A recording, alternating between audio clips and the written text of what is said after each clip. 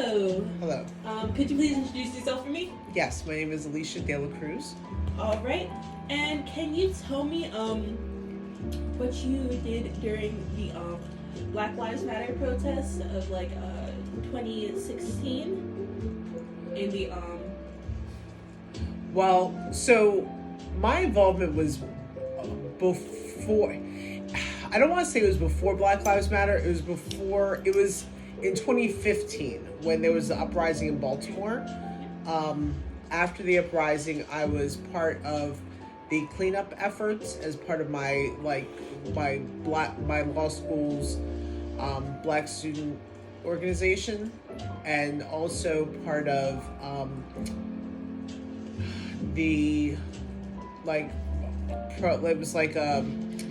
we were observers also for protesters. So what we did, this was not part of the law school, but we gathered together. We wore these hats. They were like neon green, and they said observer on it. And we basically walked with the protesters and observed how law enforcement treated them, and sort of we were there sort of as a canary in the coal mine, you might say. We were there to sort of protect, but not in a direct manner, the protesters. All right. And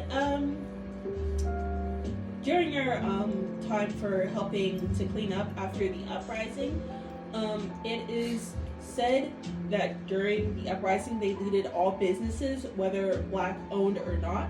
Would that be true, or could you maybe determine that from what you saw?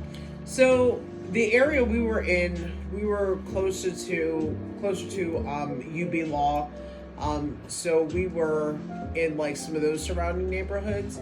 So what we saw was that any sort of destruction was, we were just kind of cleaning up around the streets. There was just So you were more of in a residential area instead of a we were around retail? Businesses and such as well, because there in Baltimore City you can't really so yeah, we did see some businesses that were damaged. The businesses that we saw that were damaged were businesses, when we talked to people, were businesses that had actually already been previously damaged and were not being repaired. So is it fair to say that these businesses were small businesses? Yes, they were all small businesses. Yes. There weren't any chains or anything like that.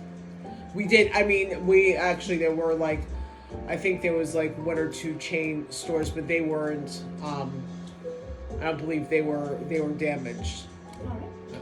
All right. And in what areas were these chain businesses, and do you remember what the names of them were? I think there was a CVS or a Rite Aid, and they were in the close to the North Charles sort of area, where we were located. I'm very bad with directions, so okay. Yeah. And for the next one, during your time as an observer, for someone who would be in the way of the police, did you encounter any hostility from them while being an observer? No, but as soon as at sundown, because this was I want to say this was also in May of that year, May 2015. So the sun was going down later, but at sundown was when we were leaving, and it was me. I was with I think two other people. They were both attorneys, and basically when the sun was going down, we were told to head back, and they were like, "Take your hats off and get out of there ASAP." So we were literally running out of the vicinity, and we observed. Okay. So, but during your time as an observer, they weren't they weren't hostile towards you? Were they hostile towards the protesters during your time there? No, they were definitely watching everybody very closely. But during the daytime, there were a lot of eyes. Yeah. There were people recording. There were the observers there. We were taking notes. Yeah. And they were aware. They were aware that there were people watching. Yes. All right. And it is believed, usually across multiple sources, that it was the protesters that instigated these events and these hostile encounters. From the time that you were there, did it seem as such? Well, so while we were there, when the marchers, they all were heading in one direction. Everybody converged at that point that I mentioned, North Avenue and whatever that intersection was. There's like a subway station there and everything. So when everybody converged there, it was like a giant party. There was music, people playing, people were dancing, people were like really celebrating being together, and just really letting their voices be heard. And I would say at that point there was no aggression towards the police. And I would not say that, like, even in the footage later on, that it appeared that the civilians were the instigators. Yeah.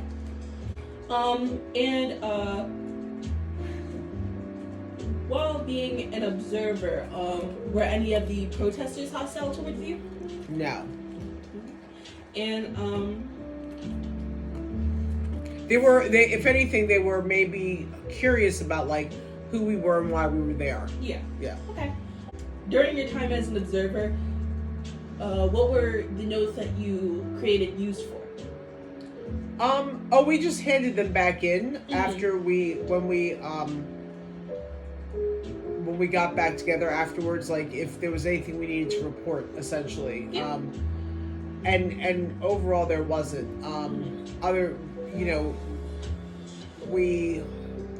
We walked so much that day, I believe, because I had like a Fitbit or something. It was like 8,000. It was 8 miles that we walked that day. And I mean, I remember there was a time we were walking on MLK Boulevard, and we came up to an intersection, and around the corner there was